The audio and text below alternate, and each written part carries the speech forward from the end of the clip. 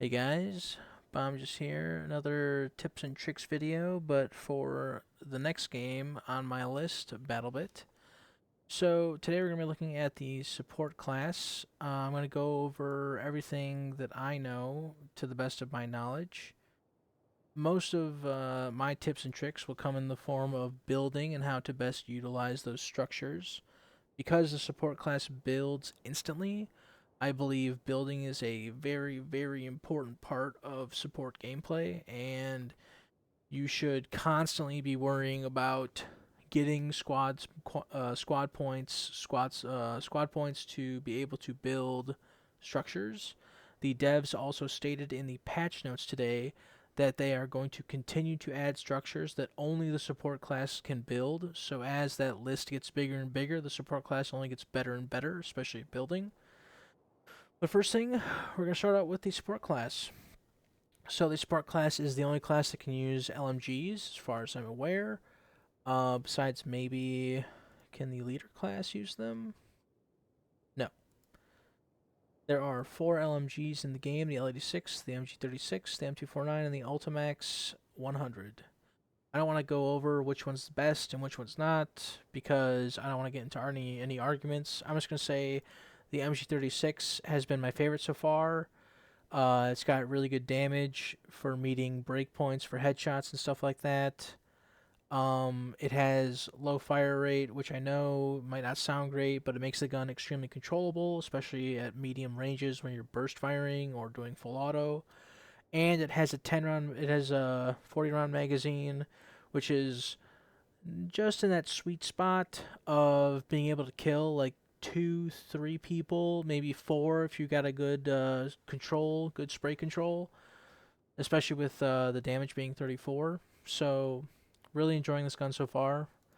One tip I will say regarding the L86, if you are using the L86, I highly recommend putting on the long barrel as soon as you can. The long barrel has a unique interaction that I will show real quick. I shouldn't say unique interaction, but the way damage is calculated in this game, if you have over, I don't know the exact number, but I want to say if you have over like 33.4 or 33.5 damage on your gun, you will 3-tap the body and 2-tap the head. So as you can see here with the long barrel on, it's a 3-tap to the body because I'm doing 33.6 damage. Now, if I go for the head, just reset that health real quick. You can see I'm doing 50.40 damage when I shoot the target. Let's do that one more time. 50.4 damage. So if you were using a regular L86, which has, I believe, 32 damage, something like that, 32-ish damage, it would take 4 shots to the body, and it would take 3 shots to the head.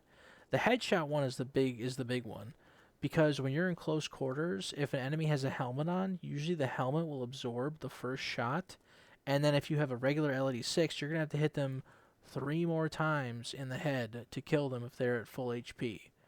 If you have the heavy barrel on, though, it'll just be 1 shot for the helmet, and then 2 to kill them. So the heavy barrel for the L86 is a game changer. Once you unlock it, highly recommend equipping it. It will change the weapon drastically. Okay, moving on. Just wanted to let you guys know that you can change your armor, your helmet, your backpack. All these things can be customized and changed. You can remove armor to gain move speed. You can add armor. You can change your backpack to give you different amounts of gadgets, or you can change your armor to give you different amounts of magazines and throwables, stuff like that. I don't want to go too deep into it because this is easily explorable in the you can easily explore this in the firing range. So I'm not going to get into this and add more time to the video.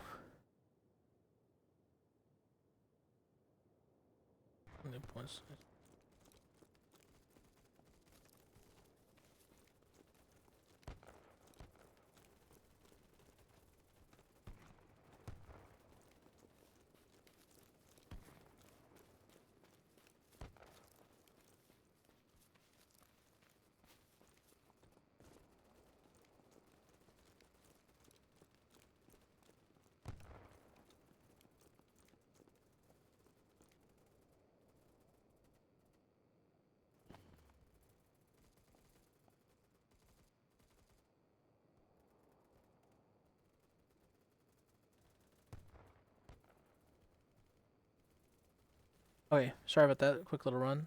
Um, so anyway, to for building must be tested in an actual match. You can't build in the firing range as far as I can tell. So sorry about the background noise.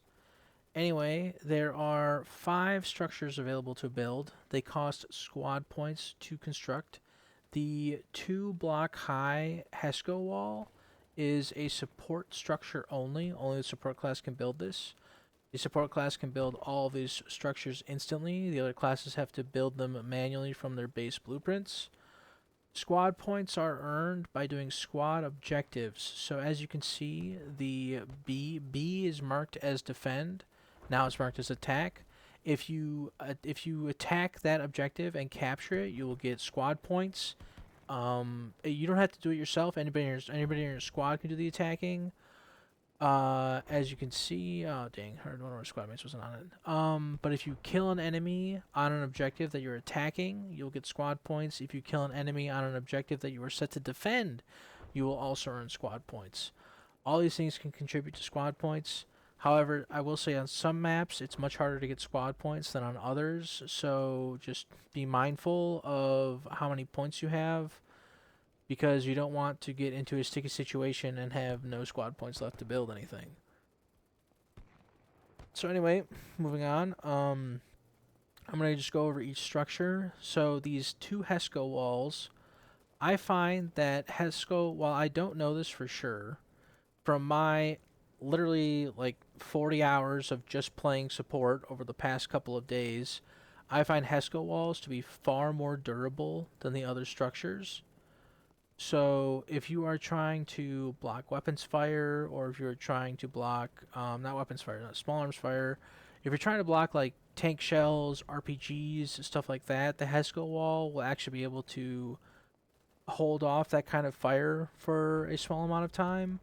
The sandbags and stuff like that will just instantly get destroyed. Those are not good options if you're fighting against vehicles or are like sustained RPG fire from an engineer who's really pissed off at you. So just be mindful of that. The barrier is I don't really use this as like a defensive structure on its own. I always combine it with sandbags. So this is my favorite combo right here. What I do is I build a barrier and then I deconstruct it by one tick, one tile, whatever you want to call it, and then I put the sandbag on top of it. This lets me lean, and I can at eye level I can see out of these peepholes and fire. Now, unlike most games that some of us might be used to, like maybe Battlefield or Tarkov, there is no, as far as I can tell, like height over bore mechanic in this game. Wherever your crosshair is, you can shoot. Or I shouldn't say crosshair. Wherever your red dot is or your scope reticle is, it doesn't matter whatever you want to call it. You can hit that target. It doesn't matter where you're aiming. So like as you can see, like I am barely aiming over the top of my sandbag, and I can still fire that even though I'm clearly barrel stuffing my sandbag. So just be uh, mindful that you have a lot of angles to work here because even though this peephole might seem small, you can shoot out of almost any corner of it at like any angle. Like I can shoot like right there. So, and the reason why I like using this setup is because you can stand and strafe at full speed while you're doing it. This is nice if you're trying to like shoot a sniper in the distance and you want to peek out of cover, stuff like that. Okay, moving on. The next setup I enjoy is another barrier with the same sandbag. Now this is nice if you're fighting like enemies up a hill or enemies in a tall like high-rise building. You can shoot up at them like this through here. Also, you can put a regular sandbag behind like so, and you can lower and raise this and jump on it. And then this can give you new angles to shoot at stuff. So say Say you have like for example this neighborhood. Say you have enemies on the rooftop here, but you also have enemies on the street converging. You can crouch here to shoot at the guys on the rooftop, and then if you want to deal with the guys on the street, you can lower this and then lean out like this. So it gives you a lot of versatility and options on how you want to deal with enemies through your defenses.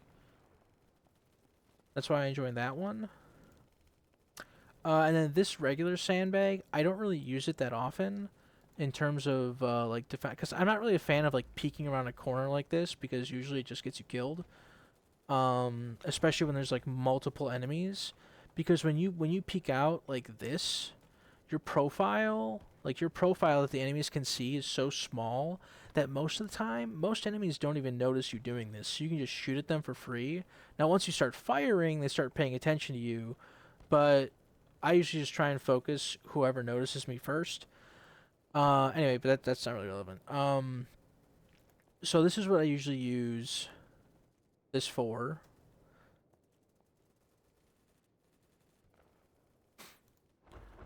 So this is what I like about this is that it's tall, it doesn't have any holes, and it covers a lot of area. What this is good for is blocking small arms fire on your flank. So if you want to sit up here and shoot on this street, but you don't want to get shot from the left, you could do a setup like this, where you can do that. Now, I will say this will not block an RPG. Well, sorry, it will block one RPG, but the sandbag will be destroyed. But what's cool about this, I'll show it right here, is that the sandbag does get destroyed, but the barrier does not. And because you are a support, and I believe supports not only build instantly, but they also build faster, so that means that you can quickly build this back up and just replace your sandbag. So if you're really quick, if you start getting like really quick on the building, you can easily just repair your defenses like that. Also, speaking of being quick on the building, highly recommend going to your key bindings, scrolling down to, where is it? Not build. Here it is. Squad leader menu. This is bound to, like, you have to hold middle mouse button, I believe, for this to show up. Rebind, if you want to be a support player, just rebind this immediately, because you're gonna want to access the build menu as quickly as possible. So do not have it on hold middle mouse button. Just put it on like a side mouse button or whatever button you're comfortable with, because you want to just be able to like click, boom, boom, and just put that down like instantly. Okay, moving on. Okay, moving on for my final tip and trick of this video, I believe. Still has to do with building. I shouldn't say final when I don't know for sure. But anyway, so say you are behind cover. You're trying to push down this street and you're behind cover, and you really want to start shooting those people. What you can do is you can actually build pretty damn far, as you can see. So what you can do is you can rotate buildings with middle mouse with your mouse wheel. So what you can do is you can be cheeky, and you can do this. Boom, boom, rotate this, and voila. Now you have built your sandbag. Stand up and let it rip. This is one of the best ways to like peek a corner. I shouldn't say peek a corner, but just like peek in general. It's really, really effective because you can just create cover on the fly. And what you can do is you can create this sandbag and then just sit behind your little Hesco wall. It's more durable, and you can see if maybe like as soon as you build this, does an engineer decide to blow it up?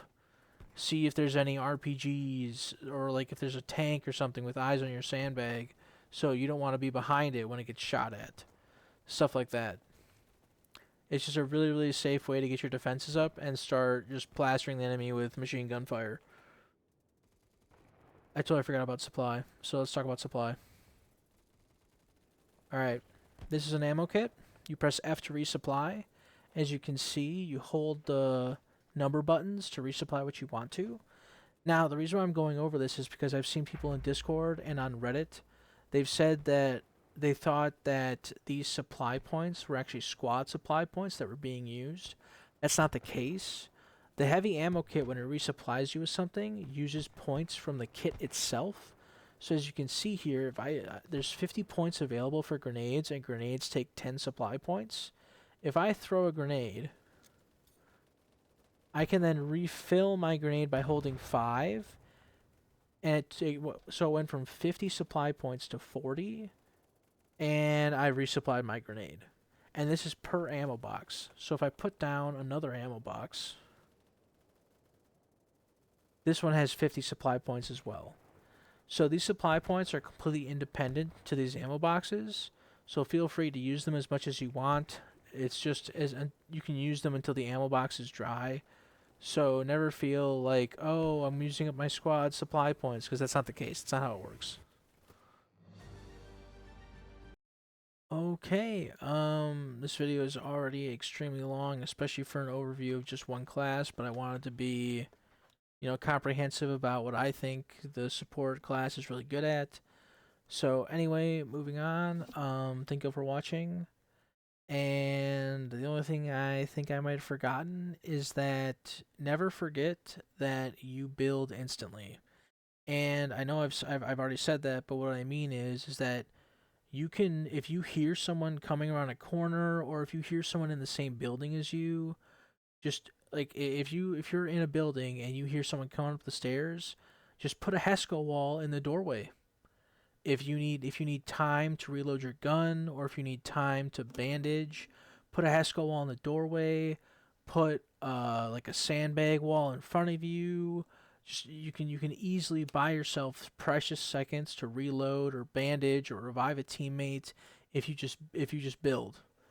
So highly recommend that you just keep that in mind when you're playing support, and have fun out there, guys.